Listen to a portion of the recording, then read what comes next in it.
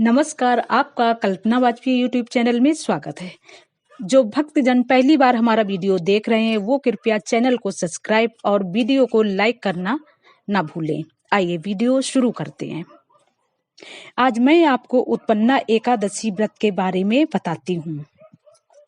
श्री सूत जी बोले, हे शौनकादिक ऋषिश्वरों, यह एकादशी व्रत महात्म्य पांडवों से भगवान श्री कृष्ण जी ने कहा कि इस श्रेष्ठ व्रत को विधि पूर्वक करने पर मनुष्य अनेक प्रकार के सुखों को पृथ्वी पर भोगने के पश्चात विष्णु लोक की प्राप्ति कर श्रेष्ठ पद प्राप्त करते हैं। उसी श्रेष्ठ व्रत के लिए जानने की इच्छा से अर्जुन ने भगवान श्री कृष्ण जी से पूछा, हे केशव, हे जनार्दन, इस एकादशी व्रत के करने का क्या महत्व है और इस व्रत के करने से क्या पुण्य प्राप्त होता है तथा इसके करने की क्या विधि है, वह सब विस्तार सहित मुझसे कहिए।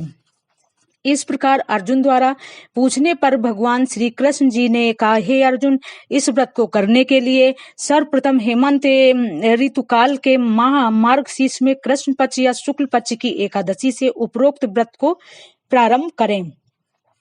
दशमी के दिन सूर्यास्त के पश्चात से ही भोजन नहीं करना चाहिए और उसी काल में दातून कर लेना चाहिए। इस प्रकार व्रत धारण करने वाले मनुष्य को मुख शुद्धि कर लेनी चाहिए। दूसरे दिन अर्थात एकादशी के दिन प्रातः काल संकल्प नियम के अनुसार समस्त कार्य करना चाहिए। मध्याह्न काल, दोपहर में उत्तम, मध्यम, अधम जलाशय में, जैसा कि शास्त्र में कहा गया है, स्नान करें। क्रमशः ये तीनों प्रकार के जलाशय, नदी, तालाब, बावड़ी आदि में स्नान करें। यही उपरोक्त शास्त्र द्वारा जलाशय कहे जाते हैं। यदि यह सब उपलब्ध न हो तो किसी अच्छे कूप व विधि पूर्वक जल से स्नान करना चाहिए, किंतु स्नान करने से पूर्व मृतिका मिट्टी से शरीर को शुद्ध कर लेना चाहिए और मन, वचन तथा कर्म से कहे, हे पृथ्वी माता, तुम मेरे पूर्व जन्म के समस्त पापों को नष्ट कर दो। हे माता, तुम्हारे द्वारा मेरे समस्त पाप मुझसे छूट जाएंगे और मैं परम गति को प्राप्त हो जाऊंगा। इस प्रकार कहता हुआ शरीर को पवित्र कर लें। तत्पश्चात स्नान करके शरीर को जल से शुद्ध कर लेना चाहिए।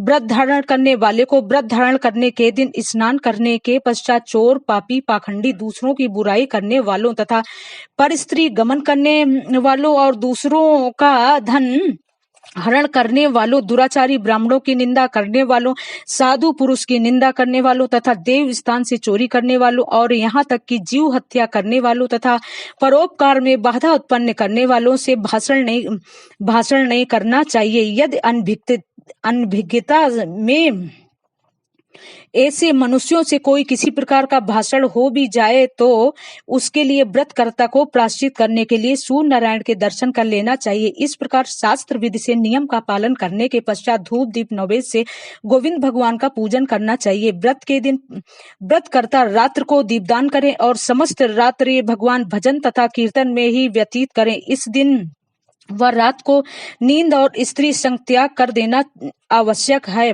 यह सब कर्म श्रद्धा और भक्ति सहित करने चाहिए। व्रत के दिन ब्राह्मणों को श्रद्धा सहित दक्षिणा देकर अपनी त्रुटियों की क्षमा याचना करें।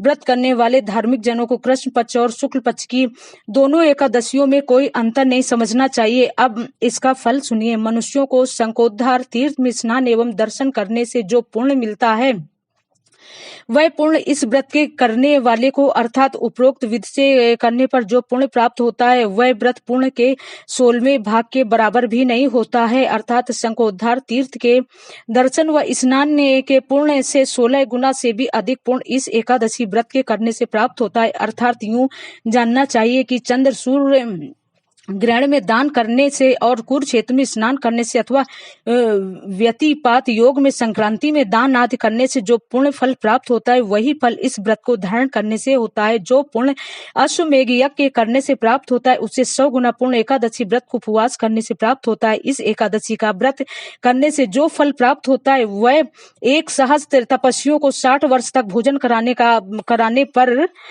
पर प्राप्त होता है। जो पुण्य वेद पाठी विप्रों को 1 सहस्त्र गौ दान करने से मिलता है उससे 10 गुना पूर्ण एकादशी व्रत के करने से मिलता है। विद्या दान करने से भी 10 गुना फल प्राप्त होता है।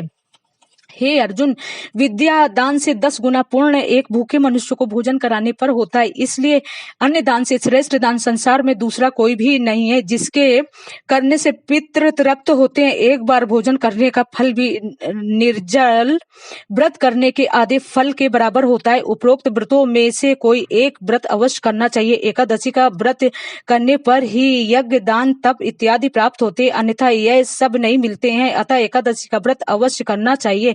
इस व्रत के अंदर शंख से जल पीना तथा आचमन करना वर्जित है। मछली, सुअर तथा अन्य यह सब एकादशी व्रत में वर्जित होते हैं। श्री कृष्ण जी के द्वारा इस प्रकार कहे जाने पर अर्जुन ने विनय पूर्वक पूछा, हे जनार्दन, आपने इस एकादशी के व्रत को अनेक तीर्थों तथा अनेक दानों के पुण्य फल से भी अधिक कहा है, सो ऐसा क्यों है?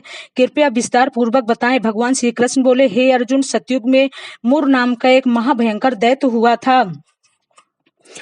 उस मुर दैत्य के कारण सभी देवता भयभीत रहते थे। उस दैत्य ने इंद्र आदि देवताओं को परास्त करके उनके लोकों पर अपना अधिकार बल पूर्वक कर लिया था। तब अति विकल और दुखी होकर इंद्र तथा देवताओं ने भगवान शंकर जी से प्रार्थना की कि हे महादेव जी, हम लोग मुर दैत्य के द्वारा दुख को प्राप्त हो मृत्यु लोक में निवास कर रहे हैं।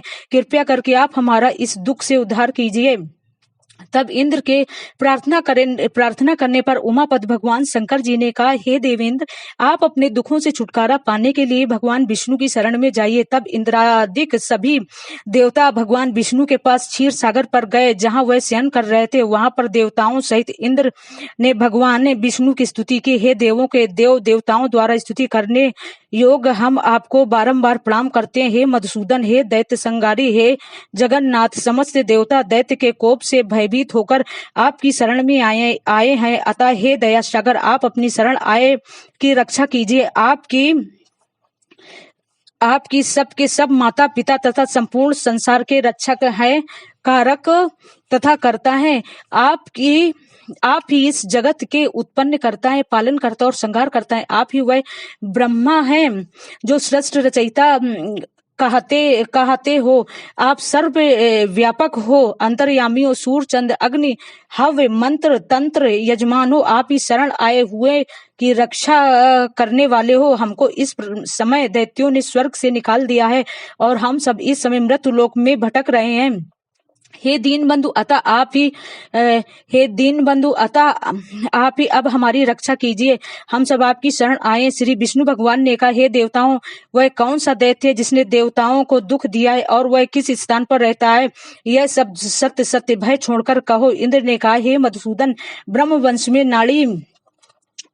नाड़ी जंग नाम का एक दैत्य हुआ था। उसका ये पुत्र मुर दैत्य हुआ है, जिसने समस्त देवताओं को कष्ट दिया है। वह चंद्रावती नगरी में निवास करता है, जिसने अपने बाहुबल तथा असुरी बल से समस्त विश्व को जीत लिया है। वह स्वयं ही लोकपाल बन गया है। चंद्रमा, सूर्य, यम, वरुण, इंद्र आदि का सभी स्थान स्वयं ने ले लिया है। हे कृपा सिंधु, आप उस भयानक बलशाली दैत्य को मारकर देवताओं की रक्षा कीजिए। देवताओं की विनय सुनकर भगवान विष्णु ने कहा, हे देवताओं, आप सब चंद्रावती नगरी में जाकर उस दैत्य से युद्ध करो। मैं भी वहां शीघ्र आता हूँ। विष्णु की आज्ञा मानकर देवता चंद्रावती नगरी में आकर मुर दैत्य से युद्ध करने लगे, परंतु वे युद्ध में एक क्षण भी न ठहर पाते थे। उस समय भगवान विष्णु भी देवताओं की सहायतार्थ चंद्रावती नगरी में जा पहुंचे थे। तब भगवान विष्णु के साथ युद्ध प्रारंभ होते ही सब के सब दैत्य अनेक अस्त्र शस्त्र धारण कर भगवान विष्णु पर युद्ध करने को झपटे। भगवान विष्णु भी अपने गदा चक्र से राक्षसों के अस्त्र शस्त्रों को काट कर गिराने लगे और अनेक दैत्यों को सदैव के लिए मृत्यु के मुख में डाल दिया। किंतु दैत्यराज मुर निश्चल भाव से विष्णु के साथ घोर युद्ध कर रहा था। भगवान विष्णु द्वारा चलाए गए सभी अस्त्र शस्त्र मुर दैत्य के तेज से नष्ट होकर पुष्पों के समान गिरने लगे। तब दोनों में मल्ल युद्ध होने लगा। इस प्रकार भगवान विष्णु देवताओं की रक्षा के लिए उस मुर दैत्य से 1000 वर्ष तक युद्ध करते रहे, किंतु उस दैत्य पर विजय प्राप्त न कर सके। तब अंत में भगवान विष्णु शांत हो हेम वती गुफा में बद्रिक आश्रम में चले गए। भगवान विष्णु उस गुफा में शयन कर रहे थे। तभी वह मूर्दैत्य भी उन्हें मारने के लिए उनके पीछे पीछे वहां पहुंचा।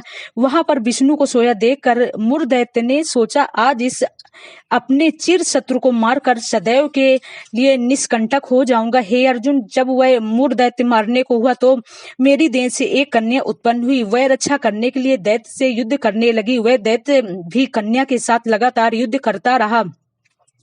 उसी बीच कन्या ने युद्ध करते करते दैत्य को अस्त्रहीन कर रथ को तोड़ डाला। तब तो मूर्दैत्य क्रोध कर उस कन्या के साथ मल्ल युद्ध करने लगा। तब उस कन्या ने धक्का मारकर मूर्दैत्य को पृथ्वी पर पटक दिया, जिसके कारण मूर्दैत्य मूर्छित होकर पड़ा रहा। जब उसकी मूर्छा हटी तो कन्या ने उस दैत्य का सिर काट लिया। दैत्य के मरते ही सब दैत्य पातालपुरी को भाग गए। विष्णु भगवान जब निद्रा से उठे तो दैत्य को मरा हुआ देख आश्चर्य से सोचने लगे कि इस दैत्य को किसने मारा है। तब उस कन्या ने हाथ जोड़कर कहा, हे भगवान, यह दैत्य तो आपको मारने आया था, इसलिए मैंने आपके देह से उत्पन्न हो इस दैत्य का वध किया है। कन्या की बात सुन प्रसन्न हो भगवान विष्णु ने उससे मनवांछित वरदान मांगने के लिए कहा। कन्या ने वरदान मांगते हुए कहा, हे प्रभु, जो मेरा व्रत धारण करे उसके समस्त पापों का नाश होकर वह स्वर्ग को प्राप्त हो। मेरे व्रत का आधा फल रात्रि को और उसका आधा फल एक समय भोजन करने वाले को प्राप्त हो। और इस व्रत का करने वाला प्राणी धन धान से परिपूर्ण हो, अंत में आपके धाम में जाकर वास करे। कृपा सिंधु, आप मुझे यही वरदान दीजिए। कन्या की बात सुन भगवान विष्णु ने कहा, हे कल्याणी, ऐसा ही होगा। हे कन्या, तू आज एकादशी के दिन उत्पन्न हुई है, इसलिए आज से तेरा नाम उत्पन्ना एकादशी कहा जाएगा। जो मनुष्य तेरे इस दिन के व्रत को धारण करेंगे वे निश्चय ही पाप मुक्त हो मेरे धाम को प्राप्त होंगे। आज से तू मेरे लिए तीज, आठे, नौमी तथा चौदस से भी अधिक प्रिय रहेगी और सब तीर्थों से अधिक तेरे व्रत का फल होगा। इस प्रकार वरदान देकर भगवान वहीं पर अंतर्ध्यान हो गए। तब वह कन्या भी वर पाकर अत्यंत प्रसन्न हुई। हे अर्जुन, इसी कारण इस उत्पन्ना एकादशी के व्रत का फल सभी तीर्थों के फल से श्रेष्ठ कहा गया है। इस व्रत के धारण करने वाले के शत्रुओं का नाश होता है, विघ्न दूर हो जाते हैं और सिद्धि की प्राप्ति होती है। अंत में मोक्ष को प्राप्त हो विष्णु लोक को प्राप्त होता है। इस व्रत के करने वाले को दोनों पक्षों की एकादशी में भेद न समझना चाहिए। द्वादशी युक्त एकादशी सर्वश्रेष्ठ है। जो विष्णु भक्त हैं वे धन्य है। मार्गशीर्ष कृष्ण पक्ष की उत्पन्ना एकादशी का व्रत करने वाले मनुष्य को अश्वमेध यज्ञ का फल मिलता है और वह इस कथा महात्म को श्रवण कर विष्णु लोक में वास कर अनेक वर्षों तक सुखों को प्राप्त होते हैं। इस व्रत के चौथाई भाग महात्म के श्रवण करने वाले को भी ब्रह्म हत्या के पाप से मुक्ति मिलती है। पतित से भाषण करने पर लगे दोष की तुलसी दल भक्षण करने से देह की शुद्धि होती है तथा पारण में आंवले का फल खाने से भी शुद्धि होती है। यदि कोई भारी संकट आ जावे तो जल से पारण करके भोजन करने पर पुनर्भोज का दोष नहीं रहता। इस एकादशी में कुट्टू के आटे से बनी सामग्री, दूध, मेवा, फल इत्यादि खा सकते हैं। अपना कीमती समय देने के लिए आपका बहुत बहुत धन्यवाद। जय श्री विष्णु भगवान की जय हो।